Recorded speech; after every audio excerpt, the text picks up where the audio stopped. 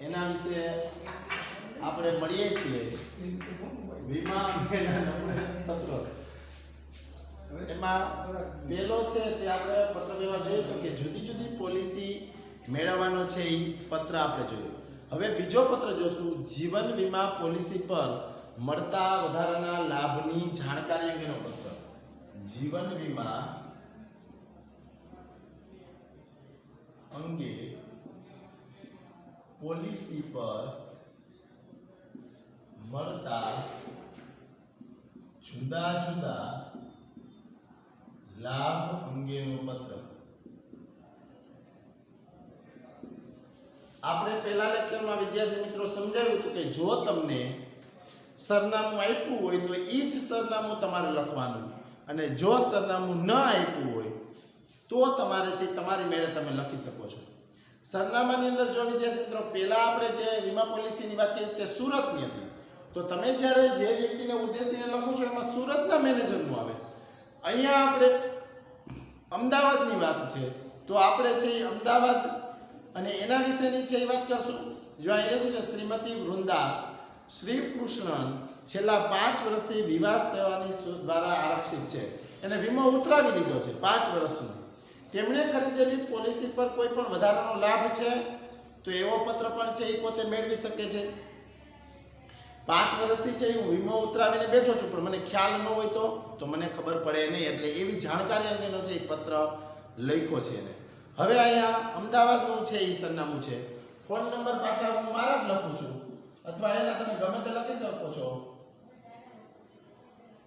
9601503296.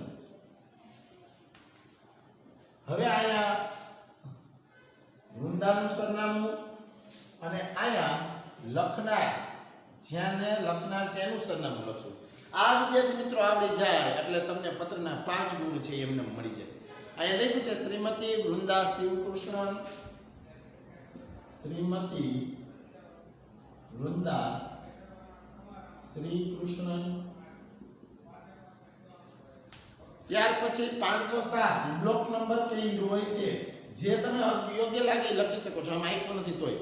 સૂર્ય કોરણા apartment અથવા તમે Radhe Krishna apartment આવું લખી શકો છો, રાધે કૃષ્ણ એપાર્ટમેન્ટ. ત્યાર પછી નહેરુ પાર્ક નજીક વસ્ત્રાપુર, નહેરુ પાર્ક નજીક વસ્ત્રાપુર અમદાવાદ. અને એના જે કાંઈ કોડ હોય 380015 રેડી 380015 એ એના કોડ છે.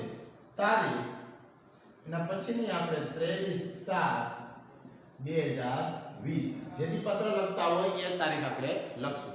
હવે આપણે અહીંયા અમદાવાદ છે એટલે ઈ મેનેજરને જ આપણે લખશું. ઓમાં સુરત હતું તો એને લખ્યું મેનેજર શ્રી ભારતીય જીવન વીમા નિગમ, મેનેજર શ્રી ભારતીય વીમા નિગમ. ત્યાર પછી બ્રાન્ચ એની જે નંબર આપ્યો હોય તે 385 નંબરની બ્રાન્ચ જીવન પ્રકાશ બિલ્ડિંગ, જ્યાં એનું રહેઠાણ હોય તે જીવન પ્રકાશ બિલ્ડિંગ. તમને ખબર છે વિદ્યાર્થી મિત્રો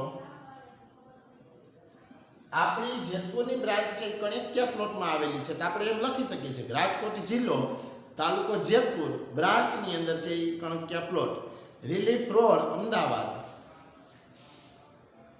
રિલીફ રોડ અમદાવાદ.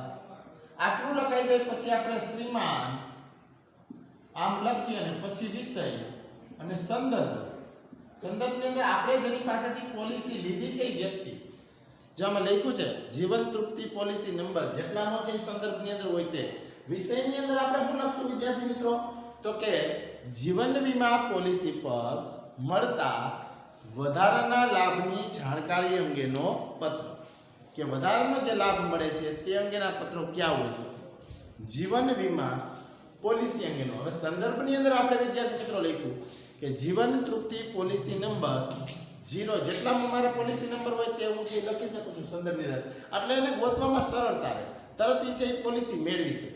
હવે આપણે શેના માટે, તો કે જે મેં 5 વર્ષથી વીમો ઉતરાવેલો છે એની ઉપર હું કેવા લાભો મેળવે એના માટે છે મારે કહેવાનું છે.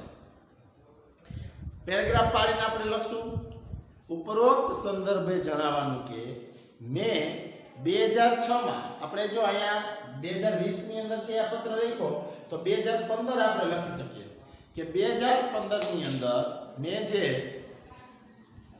પત્ર વ્યવહાર કરેલો છે તેની વાત કરી છે. જીવન તૃપ્તિ પોલિસી લીધેલી છે, ત્યારબાદ નિયમિત રીતે છે એ પ્રીમિયમ ભર્યા છે એની વાત કરી એને કે ઉપરયુક્ત સંદર્ભમાં જણાવવાનું કે 2000 આપણે અહીંયા 15 ની વાત કરી, 5 વર્ષ માટેની જે પોલિસી લીધી હતી તો અત્યારે 2020 ચાલે છે તો 5 વર્ષ પહેલા મેં 2014 ની અંદર છે લીધેલી હોય પોલિસી અને નિયમિત છે પ્રીમિયમ ભર્યું છે. મને પછી બીજા પેરેગ્રાફમાં જણાવવાનું, મને જાણવા મળ્યું છે કે એકવાર ખરીદેલી પોલિસીમાં વધારાના લાભ પાછળથી ઉમેરવા શક્ય છે. ઉપર જણાવેલી પોલિસીમાં ડબલ એક્સિડન્ટ બેનિફિટ નો લાભ ઉમેરી શકાય કે કેમ તે જણાવશો. આ છે એની વ્યક્તિને પોતે જાણકારી મેળવવાની છે કે જે પોલિસી છે એની પર લાભ કઈ રીતના લઈ શકાય. વીમા પોલિસીની મુદત દરમિયાન પોલિસી ધારકનું અકસ્માત રીતે મૃત્યુ થાય અને પોસ્ટ મોટરની જે રિપોર્ટ દ્વારા જે એ વાત પુરવાર થાય તો વારસદારને વીમાની બમણી રકમ છે એ મળી શકે છે. આ એક પોલિસીની મુદત છે. જો પોલિસીની મુદત દરમિયાન પોલિસી ધારકનું સામાન્ય સંજોગોમાં મૃત્યુ થાય અને બધા પ્રીમિયમ નિયમિત રીતે ચૂકવાય તો તે સંજોગોમાં પોલિસીની પાકતી તારીખે વીમા કંપની બોનસ ઉપરાંત વધારાનો બોનસ છે એ મેળવી ચૂકે છે. શું આ બંને લાભ મારી ઉપરયુક્ત પોલિસીને મળવાપાત્ર છે તેની વાત કરી. હું જીવન વીમા પોલિસી પર મળતા વધારાના લાભ લેવા ઈચ્છું છું. ત્રીજા પેરેગ્રાફની અંદર વિદ્યાર્થી મિત્રો લખવાનું છે કે હું જીવન વીમા પોલિસી પર જે વધારાના લાભ મેળવવા છે ઈચ્છું છું તો આ માટે પ્રીમિયમ રકમ થતો વધારો મને મંજૂર કરી આપવા વિનંતી. કામકાજના દિવસ દરમિયાન આપ જ્યારે બોલાવશો ત્યારે આવી જરૂરી કાર્યવાહી પૂર્ણ કરીશ. આપના તરફથી ઝડપી પ્રત્યુત્તર મળે એવી અપેક્ષા. આભાર સાથે આપણા પત્રને છે એ પૂરો કરવાનો આપનો વિશ્વાસુ. કોણ, તો કે શ્રીમતી વૃંદા. બરોબર, છોકરી છે એને 5 વર્ષનો વીમો છે એ ઉતરાવેલો છે, એની પર વધારાનો લાભ પોતે મૃત્યુ પામે તેના વારસદારને કઈ રીતના મળે એ છે એ મેનેજરની પત્ર લખે છે. તો વિદ્યાર્થી મિત્રો આપણે આ છે એ બીજો પત્ર આપણે જોયો. જીવન વીમા છે એ પોલિસી પર મળતા વધારાના લાભનો પત્ર.